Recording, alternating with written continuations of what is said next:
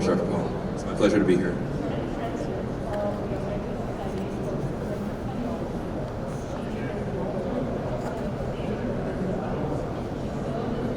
So it's an incredible opportunity to actually be here with some of the brightest minds in cardiology and really share the passion with what all of you guys are here today to do, which is essentially moving medicine forward. And obviously, in order to actually do that, many of you are already beginning to think to actually have to redefine the way we actually do medicine. And just like that, we are doing the exact same way. We're taking a substrate that most of us already know, the neural network, and really doing absolutely amazing things with it, of changing it, molding it. It turns out to be an incredibly moldable substrate that molds to the pattern of your own data, making it bigger and then potentially molding the outputs to fit everything that we do in clinical practice, and then repeating it and doing it all over again. In the age of models, what we've learned and what we have in our hands is something that feels just like a GPS unit in your hands. While you're walking with your EMR machine, your system informs you just like the little blue line. The reason for that is because we solved the state of the patient. But actual reality, we weren't really building the GPS. That's just something that just came up inadvertently. We had a much bigger goal. We wanted to use these states to solve disease, to bring in the best quality that we can possibly do. And we did just that with this substrate. We were able to modify the outputs of these neural networks to fit on every output there is in the electronic medical record.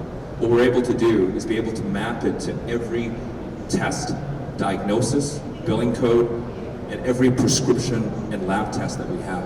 And being able to do that, we're actually able to optimize it with one of the very special properties that these neural networks actually have, the ability to optimize it to the outcomes that already exist in our electronic medical records. In addition to that, what was fascinating to me was what we learned after that, which is that the most precious resource of all, which is the most talented physicians that have ever practiced, we were able to model after their intuition and be able to display the best orders all the time. Our productivity in cardiology, what I've learned in practice, is to be able to, or what it directly does, is it actually saves lives. That extra minute that you actually do affects somebody's lives. The aortic dissection you prevented in the middle of the night.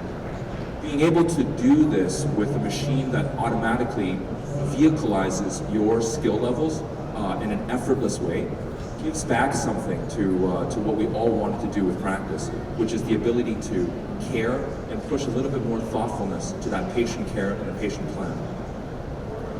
So what we've discovered, both my wife and I, when we sat down and looked at what we actually built, was actually something that was quite incredible. It was the great equalizer, where we would no longer have to actually pack more patients in our clinic to fix those waiting lists, but what we're going to be shifting to is the ability to be more creative for our patients, which is one of the most valuable resources of our human species.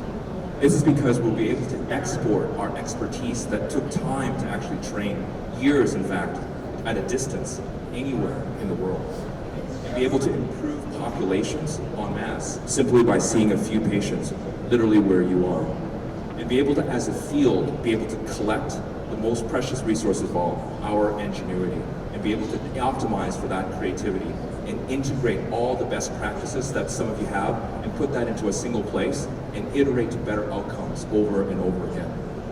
The ability to handle that level of clinical variability allows us to be able to deploy this almost anywhere in any country, allowing to take our precious resources, the ability to target therapy, to be able to do structural intervention and distribute it to the populations that need it most, and distribute it faster than we can actually see patients. And simply comparing the outcomes by turning the system on and off. So that was incredibly exciting, and these are the results that I've actually stated before in the past, but perhaps we don't really realize the effect. It is incredible to be able to eliminate 13.5 million errors every single year and save something like CMS $750 billion of unnecessary resources. But most of all, be able to save 330,000 lives per year. That is 8 times the vision that Tesla has. And this is what we are able to do. And the reason why we're able to do it is because we have definitive data. And it comes at a time when we have this substrate, a substrate that's already doing what most of us already have in our cars, right? The moment that we're about to hit the next vehicle, it beeps, alerts us, and applies the brakes. It's actually incredible what I've been able to see. If any of you have an EV vehicle, the lane keeping structure is incredible. But what's more to come is even bigger, which is our vision, the ability to take the hands off the wheels. The results of our models continue to inform the next. We were incredibly excited by this vision, but we weren't, as physicians, quite readily able to actually do it until a particular problem occurred. That my brother and I actually wanted to start this for several years, but it actually took an entire major medical accident actually before that happened. My brother broke his jaw and could no longer practice. After we spent 6 months rehabilitating his ability to speak, that's when we sat in the patient's side and realized we actually needed to do this. So where did we go? We went to one of the most technologically advanced centers in Bellevue, the headquarters of T-Mobile, and met some of the most passionate, young, talented designers that we have ever seen, and then created an entire stack. He from Microsoft and Jay from Redmond put together an MVP in approximately 2 days.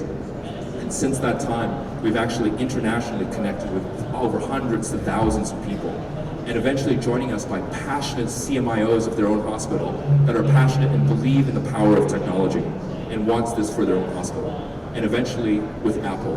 Igor is probably one of the most talented engineers I have ever seen, and actually is building the next generation of Siri, and is joining us and has a reference for products and sees the utility end to end in our own products. With that, we continue to improve our model day after day. Compared to the 2021 sessions, when we presented this original concept, we've further improved across all of our diagnosis in a remarkable way. And it continues to actually improve after that. There are over 1,000 diagnoses and potentially more in our database. It gives you the example of what's actually happening in the field and what's happening in silicon. Placing this level of engineering in the hands of patients with that level of infrastructure improves the lives of people in a very lightweight way.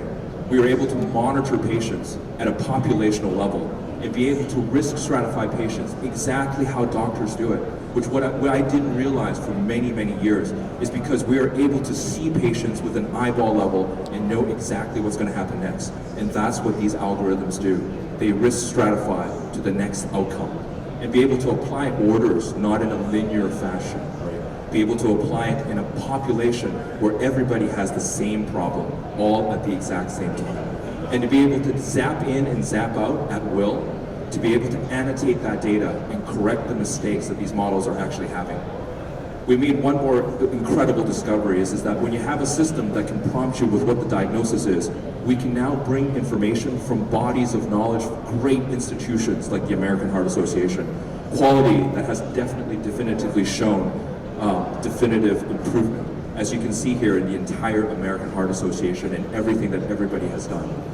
And here is just one example of the people that we went to be able to bring something that most of us are familiar with, and we will give an example of how that actually happens. We ran out of time, but thank you so much. Partnering with us will allow you the opportunity to be able to bring this value to the people that use your products. Thank you. Thanks so much, Dr. Ng. Great work. I'd like to introduce Jenn Roberts, our next speaker today.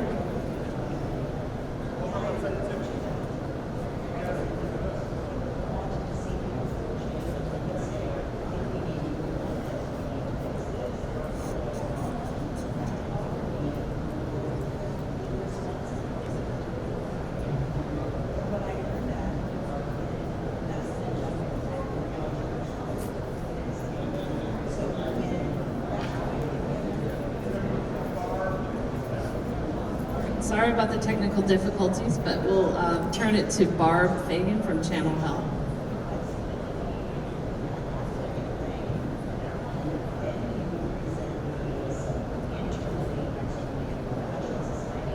This one is awesome. I guess you have to be ready to go when they tell you to go. So I'm Barb Fagan. I'm from Chanl Health, and I have over 25 years clinical experience in cardiac rehab, and was the past president of the American Association of Cardiovascular and Pulmonary Rehabilitation. So, what if I told you I had a pill? And this pill could be given to cardiac patients post-event or procedure. And it could improve lipids, help manage blood pressure, improve quality of life, improve morbidity and mortality by 20%. Most importantly, can reduce readmissions by 30% after an event or procedure. What if I told you, though, that this pill was only prescribed to 30% of your patients? You might think that's ludicrous. You may even call it crazy or malpractice. Well, I don't have a pill, but I have something that does exactly what I just shared that one pill could do. Improve functional capacity, manage blood pressure control, reduce readmissions by 28% post-event. It's called cardiac rehabilitation. Yet, only 30% are referred or enrolled in this life-saving therapy. If you look at other therapies that we prescribe post-event, beta blockers, statins, ACE inhibitors, look where cardiac rehab falls. It is very effective, and for every 1,000 lives, or for every 1,000 lives, or every 1,000 patients that are enrolled into cardiac rehab, 27 lives are saved. And look at that in comparison to the other therapies that we routinely prescribe. The question is, why? Why is cardiac rehab a Class 1A evidence-based therapy underutilized? Well, first it starts with referrals. Not all physicians believe that cardiac rehab is necessary, and oftentimes it falls under, well, it's just an exercise program. Cardiac rehab is a comprehensive behavior change, education, and exercise program. But once referred, there are multiple barriers for patients to attend. Transportation, they're returning to work, there's very high copays. Million Hearts has put out a goal for 2027 to get that number to be 70% of patients enrolled in cardiac rehab. But if you think about what's available for patients now, if we took every bricks and mortar cardiac rehab program in the country, filled it to capacity, we would still only reach 45% of eligible patients and have over a 1-year wait list. So what do we need to do? At Chanl Health, we created a software platform that reimagines and reinvents the delivery of cardiac rehabilitation. The way in which we do this is a hybrid approach that is evidence-based and focuses on secondary prevention. What a hybrid program is basically the same delivery of the core components of cardiac rehab, but delivered in a mixed experience for the patients. So we have traditional on-site synchronous, we have virtual synchronous, and we have asynchronous remote care. Our platform is HIPAA compliant. It has a patient-facing app, as well as a staff-friendly dashboard, so staff can adjust exercise prescriptions, deliver interactive and engaging education, and most importantly, the patients can receive their rehab when they want, where they want, and how they want. Our product walks the patient through their entire journey. We enroll patients at discharge. From discharge, when they transition to home, we deliver education through their app. That connection with the patient at discharge allows connectivity to the cardiac rehab staff, which increases the likelihood of them enrolling into their outpatient cardiac rehab. And then when they're done, they don't fall off the cardiac rehab cliff. We maintain that connectivity with that patient through self-managed maintenance. Our product integrates behavioral change science and automated engagement through motivational quotes, interactive inspirations, micro lessons, and chat messages back and forth with that patient in real time. There is, I said, a staff-friendly dashboard, and this provides clinical oversight. So again, staff is able to adjust exercise prescriptions. They can look at what the daily exercise routine has been, whether or not that patient had symptoms during the day, deliver interactive education, and we've partnered with Cardiac College, so we produced the Thrive curriculum with them, and so it practices the behavioral change mechanisms. And what we have found is that programs that are utilizing the Chanl Health platform have seen the benefits of cardiac rehab to be 2 times the amount of patients participating, 80% engagement with the platform. We've seen increased, improved functional capacity and blood pressure control. So the bottom line is we know that cardiac rehab works. The problem is we're not accessing enough patients. So with technology, we can again reach the patient where they're at. They can have their cardiac rehab delivered how they want it, more importantly, when they want it.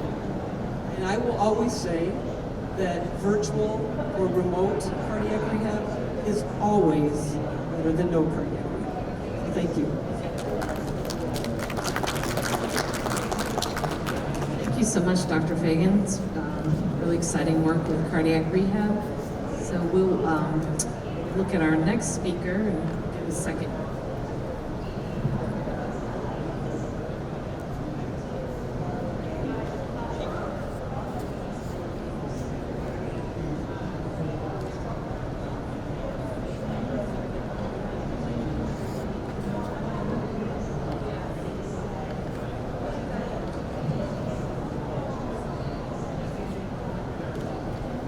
So I'd like to introduce Dr. Azizi Seixas from the University of Miami as our next speaker.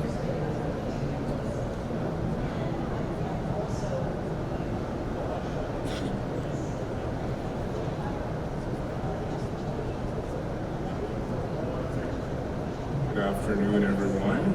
Hope everyone is doing well. I have a preamble. It's totally fine. I'll just use my time just for extension. Just don't start my clock yet. Hi everyone. It's the last day, so I hope everyone is doing well. So give yourself a round of applause. Really excited to be here. My name is Azizi Seixas, Associate Professor at the University of Miami Miller School of Medicine. I'm just very delighted to be here. Thanks to CHTI for inviting me and my esteemed panelists to be here. And I think in many ways, the challenge that they posed to us was that they wanted us to do something that is extremely difficult to do at the end, right? So everyone is thinking about going home, but they want us to really inspire you. And in many ways, what I'm going to be trying to do today is to tell you who I am. And so in this brief presentation, and I apologize, I oftentimes say it, I have a lot of slides, so you may feel a little bit of whiplash, so I apologize. But who I am has to do with, I hope that I'll be able to inform you. I hope I'll be able to attract, entertain, engage you. And then at the end, I hope that I can move, because I think this is what is critical for us to move our field and to really serve the people that need us. So who are we? I'm the founding director of the Media and Innovation Lab, which we affectionately call the MIL. And what we're trying to do is to reimagine academic medicine across 5 core verticals, from education to care to research to venture and service and outreach. And we do so within the framework of using disruptive innovation, which we highlight 6 disruptive theoretical ways in which we can do that. And so I won't bore you with that, because it's also important that I want to flag this, because if you're thinking about innovating, don't just see innovation as just this kind of God-given talent. That what we're trying to do is to create a culture of innovation where these are skills that can be taught in many ways. And so what are we doing? Well, we're doing this in a precision and personalized population health framework, which can be seen almost like on a continuum, all the way from discovery to adherence. And so what do we mean by discovery? Well, primarily the fundamental question that we're trying to ask is, can technology and innovation help to discover new causes or etiologies of diseases? And how effectiveness are these treatments? And so I've oftentimes clustered these into data hunters and gatherers, as well as infrastructure and security. And I want to highlight that the technology to come has to focus on these areas: data, infrastructure, and security.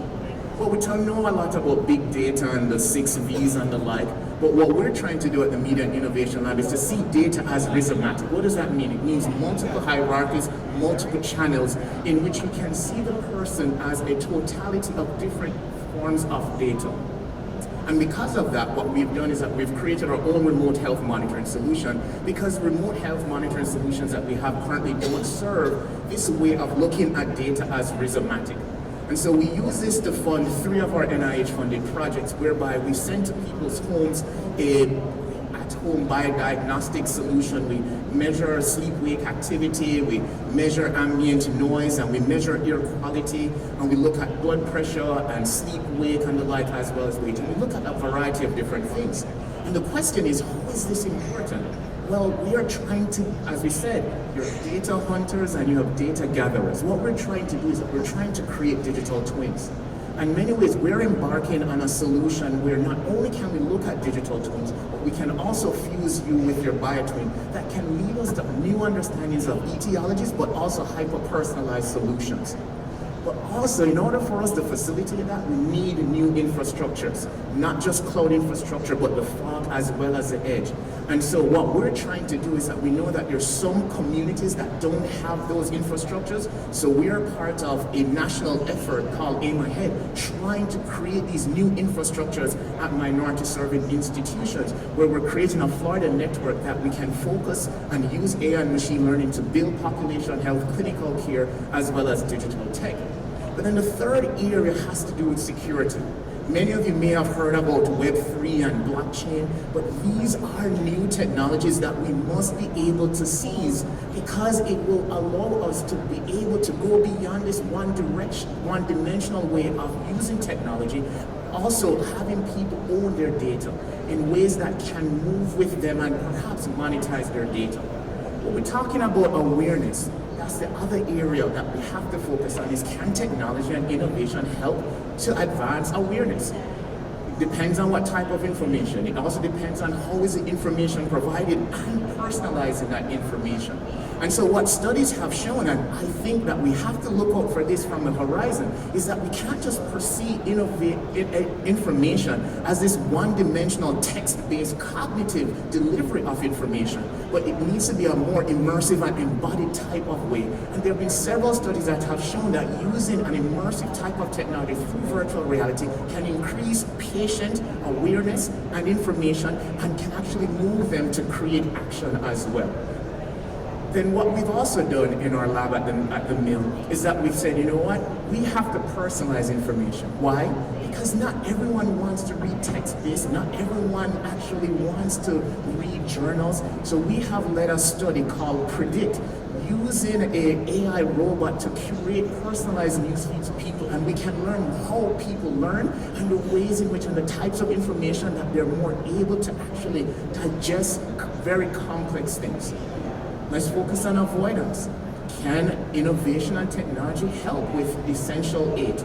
And so what we know is that there's a proliferation of new types of technologies that can allow us to test things like glucose through digital solutions, immersive technologies, not just virtual reality or AR in terms of augmented reality and not extended reality, but also haptics. We are partnering with our partners called SoftServe, where we're trying to find ways using haptic reality to treat issues such as emotional stress and the like. And I think these are ways in which you can actually treat your patients and think about it. And we're about to launch, we just launched a study where we're working with Black and brown moms, trying to help them to deal with emotional stress that pregnancy, and we know that is connected with increased heart rate risk. And so we've partnered with another company called Behavior, using a solution called Nurture VR, where we're providing guided education about pregnancy, but also how to regulate emotions as well. How about access? can innovation and technology provide a roadmap can increase in access? And I said yes. Why? Because it makes it more affordable, increases the quality, increases engagement, and can remove structural barriers. And similarly with assessment as well. Why? Because it allows us to be able to provide more timely, affordable, convenient assessments where we focus on at-home testing, testing in the wild, as I call it, as well as making the invisible visible. And so this is what we can look forward to. When we're looking at at-home diagnostic testing, we partner with Everly Well to support our 3 NIH RO1s, where people can just take a finger prick and they can get the results within 48 hours. Also, gut microbiome. How is it that we can make the gut microbiome demystified in a way so that we can personalize how people eat and the types of foods that they react better to? And then coming down the pike is at-home genetic testing. It's something that we can actually seize, but we need to be able to inform and educate. And one of the areas that we're working on is the area of vascular dementia. We've partnered with a wonderful company called Altoido. They've been highlighted by Bill Gates as one of 2 companies that will solve Alzheimer's disease. And essentially, we're using digital neurobiomarkers to be able to assess people who may be at risk for cognitive impairment. And what we've been able to find thus far, we've published in Nature and other places, that we can predict cognitive impairment 6 to 10 years before onset. And this was a study that we recently just published, where not only are we looking at when things can go wrong, but how about cognitive brain resilience? And we've shown that this digital neurosignature that comprises of 800 different biomarkers, digital biomarkers, can do that. So we can help with many different things, and we can do smart homes and the like. And I'll end with this because my daughter wanted me to share this. So she shared this with me. My daughter listens to my talks all the time. I went in her room and she was saying, "Daddy, you could close using this quote." And apparently I said this at some talk. And I want to really, as I said, inform you, entertain you, but move you, in order to find the future world that we seek, that we must engineer. So with that, I thank you. Thank you so much, Dr. Seixas.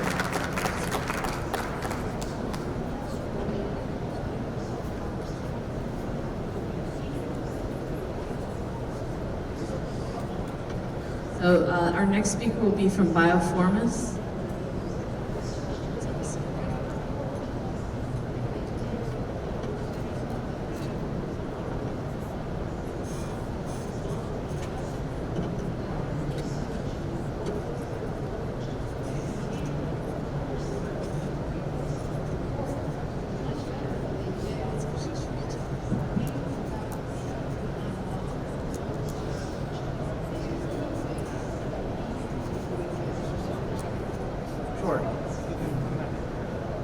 Prashant Vaishnav, a practicing cardiologist at Columbia University, also senior medical director for Bioformis. I'm actually here on behalf of Dr. Malik Majmudar, who's our chief medical officer and co-founder. He had to travel, so I have the privilege of speaking with you today. Also in our audience, I have 2 colleagues with me, Thomas Dimitriadis and Kira Cheney, also from Bioformis. Get started. So, when I think about this question about what is the future, so WTF, what is the future for digital health, and where does Bioformis fit into that? For us, we're recognizing that the home is increasingly becoming a preferred site of care, and there's a number of factors that are driving that. There's consumer expectations. There's provider needs, there's provider expectations, there's a climate of reimbursement that favors it. So we're seeing the home as becoming the site of care that we need to capitalize on. Thank you. So market forces that are accelerating the role of the home as a site of care.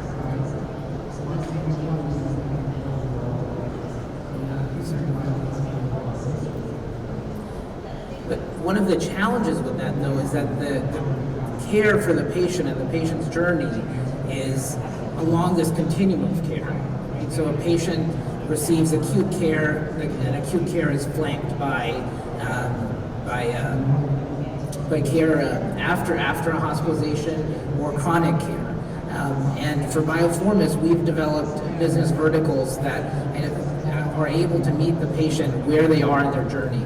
Our mantra has always been delivering care for the right patient at the right time. And so what I'd like to go through today is how we've developed that ecosystem of care across the continuum. But when I think about the future of digital health and the future of healthcare, I think about pain points. And I think about pain points that really come together for these across the continuum. And there's three different pain points that I think Bioformis is trying to target. Number one, these fragmented solutions and experiences across the continuum. Number two, a clear gap between what we know and what we implement. As Dr. Fagan already said with cardiac rehab, so few of our patients actually end up in cardiac rehab. We need innovative solutions to try to overcome some of these practice gaps. And then lack of timely access to care. So again, we span the full care continuum, from acute care to post-acute to chronic care. What's central to our being able to deliver care across the continuum is a virtual care platform.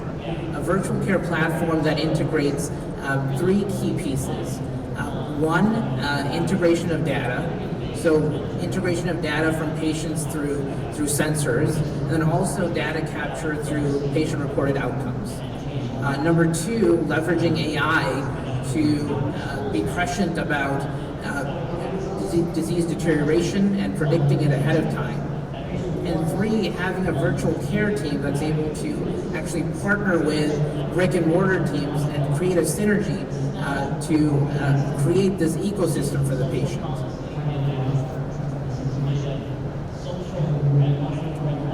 So fragmentation of services. We overcome fragmentation of services by delivering care across the continuum. Number two, the issue of gaps in care. So there's clearly gaps in terms of what we know and what we do. And we see this across the space in cardiometabolic care.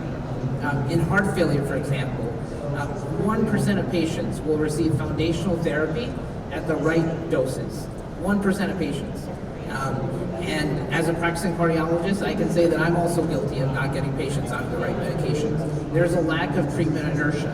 There's patients who are not on the right medications. This other data that we see is for patients with diabetes and atherosclerotic cardiovascular disease. You see most of the patients actually are not on any of their evidence-based therapies, not on blood pressure lowering, not on glucose lowering, not on lipid lowering.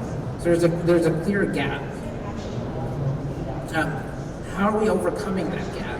What we've done is created software-guided medication optimization. I think similar to what Dr. Ng was talking about. What we've done is created software-guided applications that are able to automate medications and prescription for patients. So take, for example, HFrEF. In HFrEF, we have a software that's able to take the relevant physiologic data for a patient, bring it into a titration engine, and then use it to prescribe the relevant data for a patient, or relevant medications for a patient. So for HFrEF, we cycle through RAS inhibitor, beta blocker, MRA, and SGLT2 inhibitor, and we try to get the patient on the maximum tolerated dose. I'm proud to say that Bioformis has earned the first ever breakthrough device designation for a novel digital medicine for heart failure. And we've developed other software medical applications across the cardiovascular portfolio.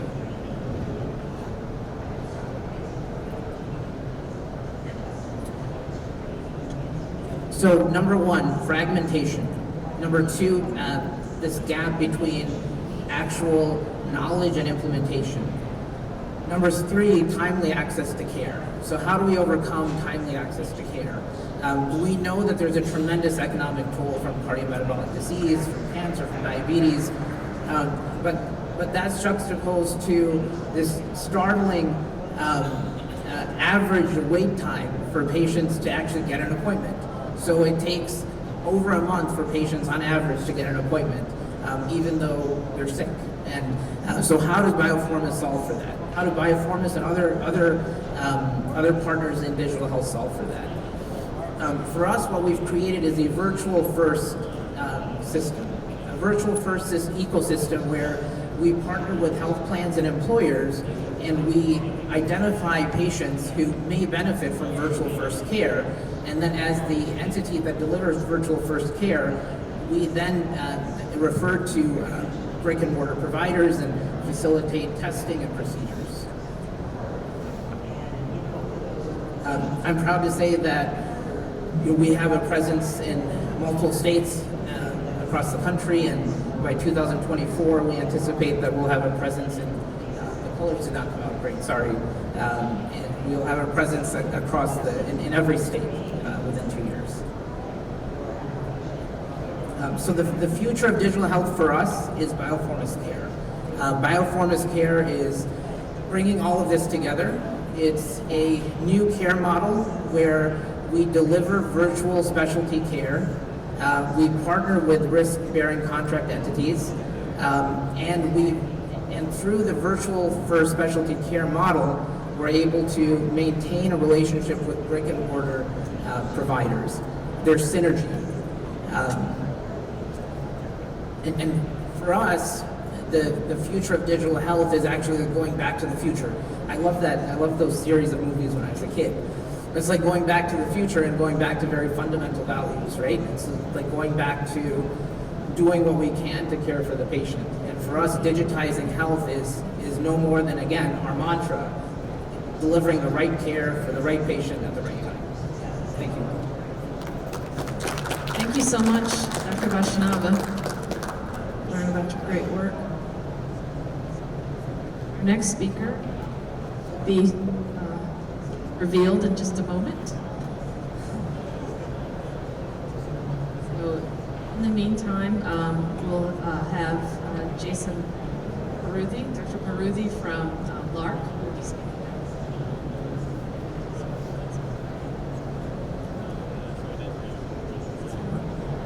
Okay. Hi everyone, thanks for joining us here. It's a pleasure to be on this panel with my esteemed colleagues talking about technology and how we're shaping the future of healthcare. So, I'm Dr. Jason Peruthi, I'm the medical director at LARC. My background's in internal medicine and primary care. I spent several years in cardiometabolic disease and diabetes, obesity research. And something that's always struck me, you're hearing a lot of technology solutions for provider, clinical decision support, for fixing gaps in care. Something that's always struck me is, even for our patients, we put such a burden on them. At the end of a visit, I think about that I give them a laundry list of things to do. Take your medicines, eat right, exercise, quit smoking, go to your other appointments, get your testing done. It's a lot. And so today I'll tell you a little bit about how LARC is using conversational AI technology to really help patients, guide them through their care, do all the things that we providers want them to do in between visits, but also do this in a cost-effective, scalable way that's personalized. Something that patients want to engage with, but then equally important, something that can help us move towards value-based care and lowering the total cost of care and preventing complications. So you'll see our line here is everyone deserves care and compassion. So we're really trying to use technology to make this available to everyone. So what is LARC? You'll see these three buckets that we're trying to solve for. Patient activation, improving the patient experience and engagement. Care activation to help close gaps in care, navigate people to the right place at the right time.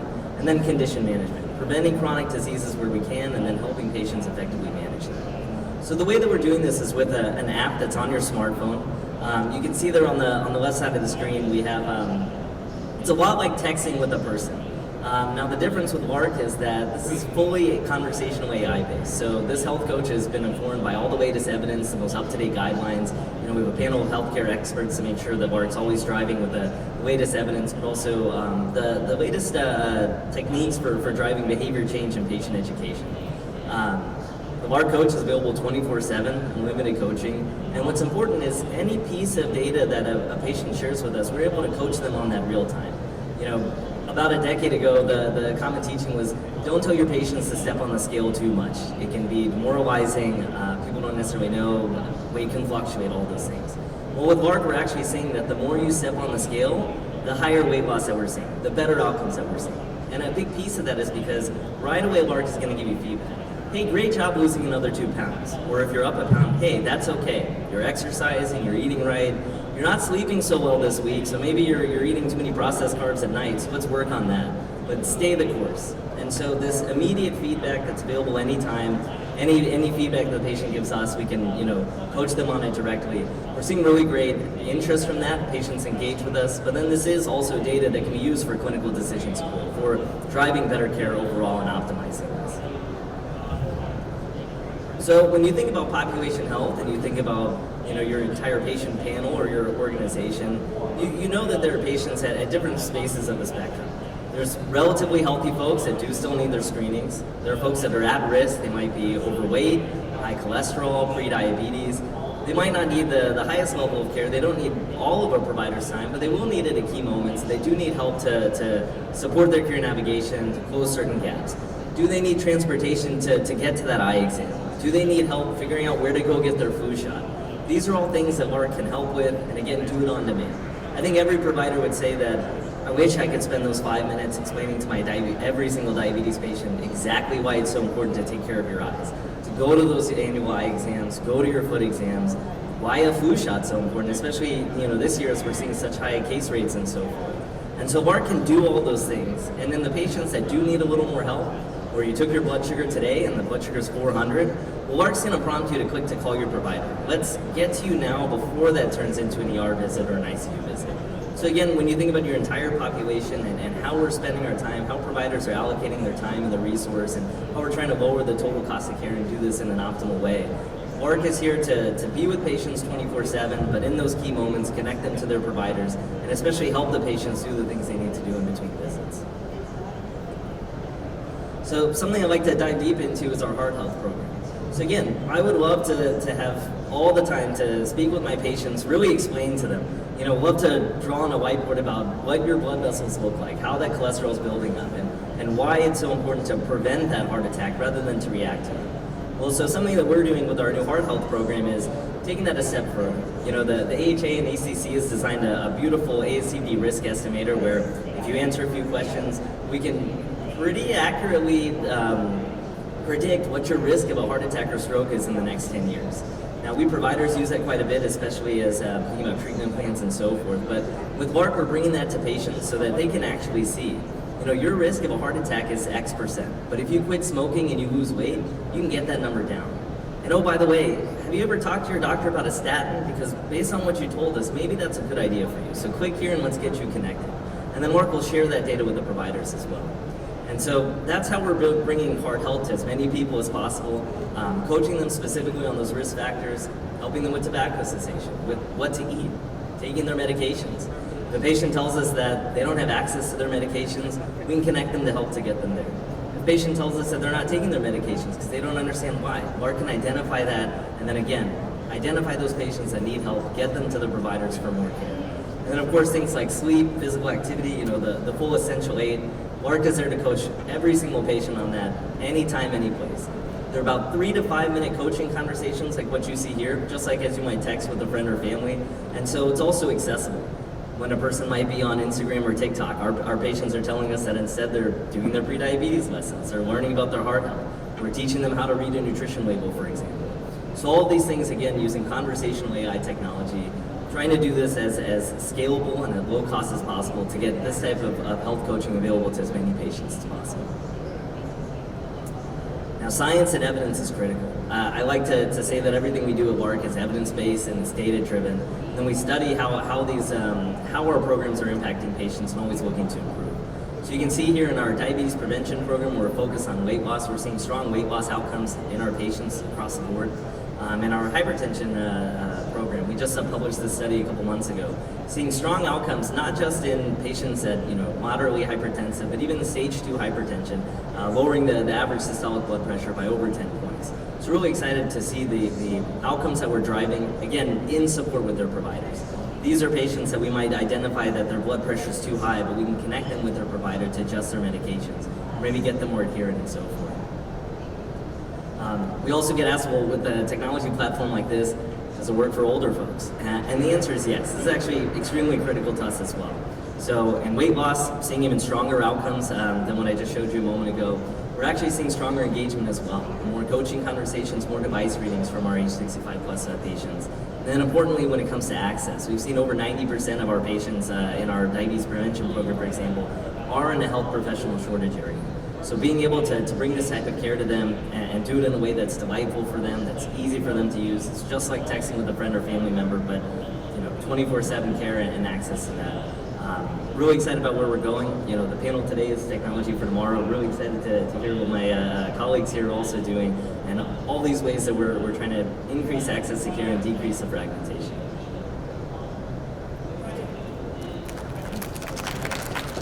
Thank you so much, Dr. Perudi. These are fantastic technology solutions that we're learning about, and I know we are running short on time, so for those of you who have questions at the end, feel free. I hope our speakers can stay for a couple minutes to take some questions at the end.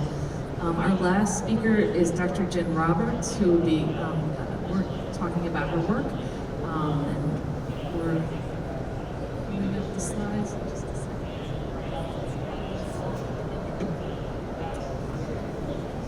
I wanted to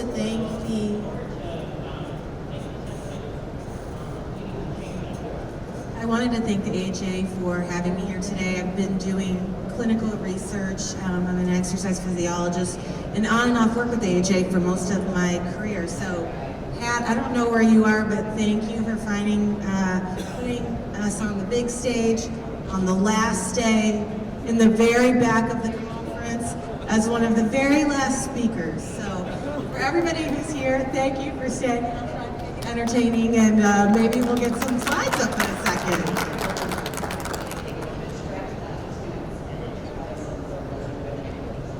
My slides are very fancy, I understand, and they are causing some difficulties.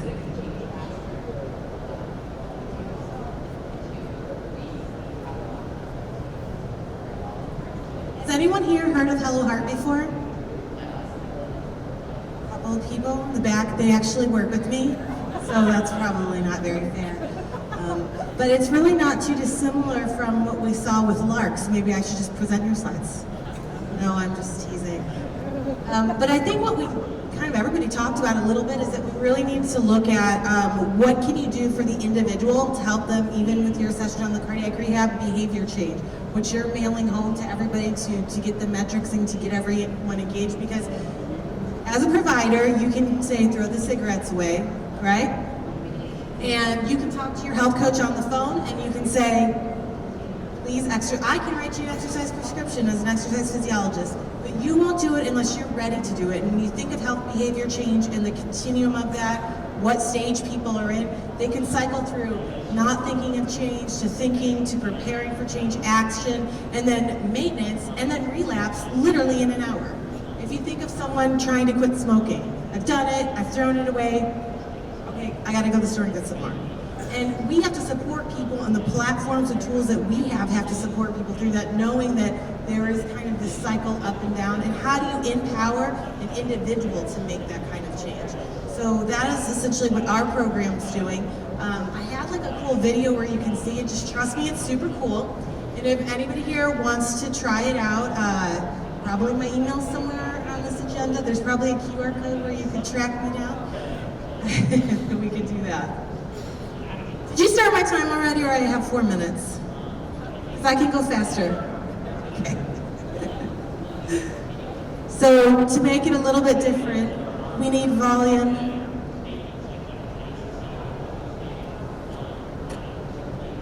Issues that include high blood pressure. I enrolled in Hello Heart because it has a great app that helps you keep track of everything. I always had some problems with high blood pressure, but I never realized that my numbers were off the charts. I thought I was okay. I was fortunate that the Hello Heart program was so simple and easy to use, and I started monitoring my blood pressure. I feel we control using monitoring your blood pressure is a way to take control of your health. The fact that my blood pressure was consistently high, that was a real wake-up call for me. I just love how the convenience is there. It just makes it so much easier for you to be on top of your own health. It gives me confidence. The Hello Heart app is so easy and is designed to help people who want to make a difference in their own lives and in their own health. I thought it was important to kind of look at the end user, the patient who we're thinking of. This whole conference has been chock full of amazing data, but how does it impact that person that you're trying to do research on? So here's kind of individual people talking about their experience and how it's helped them make a change. And when we think about Hello Heart, we focus on whole heart health, so blood pressure, cholesterol, a regular heartbeat. And we're supporting people on medication tracking and digital coaching in terms of lifestyle change. And I think I can show it to you right here. I think there's some volume here. I can voice over if you need to. Come from your electronic medical records. Just like with blood pressure, you can click on a number to learn what does that mean in everyday language, which you can use and is actionable. You can also track your weight and your activity. And if you've got a connected device like Apple Health and Google Fit, they'll come directly in there. Don't forget to set up your medication reminders, the time you started them, when you're supposed to take them. And the most important feature of the Health Heart app is the digital coaching. It's on-demand 365, AI-driven digital coaching. You can mark coaching as helpful and not helpful. You can get insights from other members. You can watch videos and other curated content to keep you going on your journey for improving your lifestyle. Don't forget to become a perfect user by setting in all your notifications, including your language and your location. So Pat told me everyone would like to see a demo, so that is like the fastest 1-minute speed demo that you could see. And our newest feature that just launched in September is the cholesterol. You download it from your electronic medical record. It'll take every one you've ever had before and every new one that comes in, provide you education on how to understand it. If the test is old, refers you to places to get that test done again and make those updates. So if we've got a digital solution and it's no cost out of pocket, and it works in rural or urban, and it costs no data for people to use, does this help support health equity? So we really wanted to look at that, and we had an opportunity in September at the AHA's Hypertension National Conference and submitted an abstract, and that's the data I want to show you right now. And so we think a lot about inequities in health. We look at different groups and say, you know, women have a 2x likelihood versus men to die of a cardiac event. People in rural areas versus urban with lower access to health care have poor health outcomes. But there are some underlying factors that this, apps can actually get through. And that's just the tomorrow. Like, what are we going to do tomorrow and starting doing it today? So looking at this study, what we showed is that our app helps support health equity. It was 6 months, over 15,000 participants. The two key points I want to point out is that the women had a statistically significant better reduction than the men in their blood pressure, which is great because they have it's the deadliest gap in healthcare for women is heart health. And then what we also saw is regardless of age, race, preferred language, in this case Spanish, they had equitable outcomes. And this was controlled by those different factors into statistical significance. So what it shows, something really small and really easy that's in your phone that you carry every day can make these really big gains in health equity. And I know that's something that you work on in your group and you as well. So it is within reach, and I feel like we have time for some questions if you want to send. So as far as just one question for the group, how have you identified challenges in building your technology into your healthcare systems or with funders? And you want to just kind of talk about overcoming those types of challenges? Sure. This is a big issue. Total cost of care, and you have these awesome solutions we want to offer to patients, but how expensive are they? How willing are large provider systems or health plans willing to pay for it? And based on cost, how much of the population can we get to? So I showed a pyramid. Are we only able to get to the most sick patients because of cost? And so that's how we're using conversational AI to try to lower the total cost and to reach more patients in that way. But it is always a challenge, and always looking to reach more patients and find that partnership to be able to do that in a cost-effective way.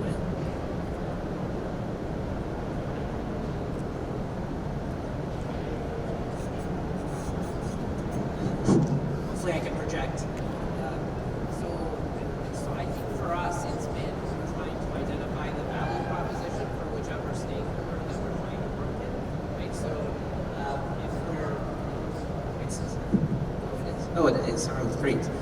So, so for example, for us, if we're working with cardiologists, we don't want to be perceived as a threat for those cardiologists, right? In terms of taking on their patients, and we really want to be partners. And so, in terms of creating, in terms of transmitting what the value proposition is for those cardiologists, it's really creating more bandwidth for them. It's taking some of their workload and putting it onto our shoulders.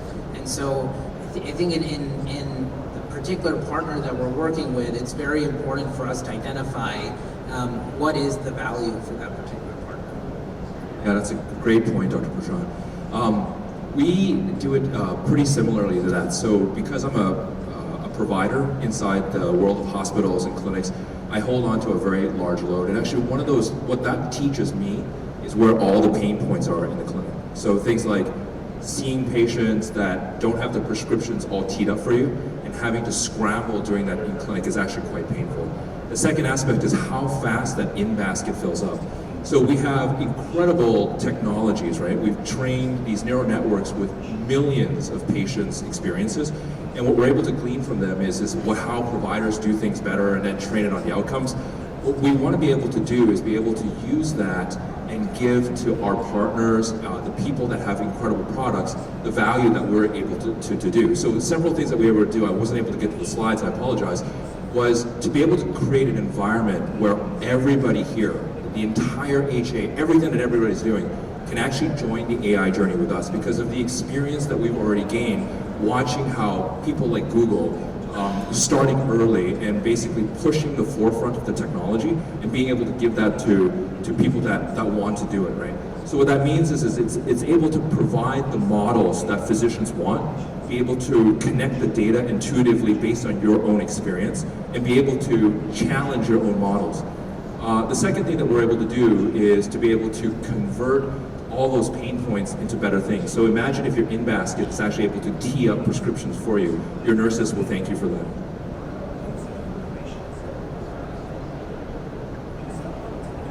I would just say, I wanted to re-emphasize that you really have to empower the individual to do the work. It's easy with Hello Heart to send that report to the physician and it can get into the EMR, email it to a loved one, whatever you want, your health coach. But the individual has to be ready to make the change, and you need a tool that's supporting them on that journey, or it just doesn't really work. I was just going to say, with cardiac rehab, your traditional on-site, where we've been doing it for the past 30 plus years, oftentimes the patient wants to do a different delivery model, but the staff are still, anchored in the old way.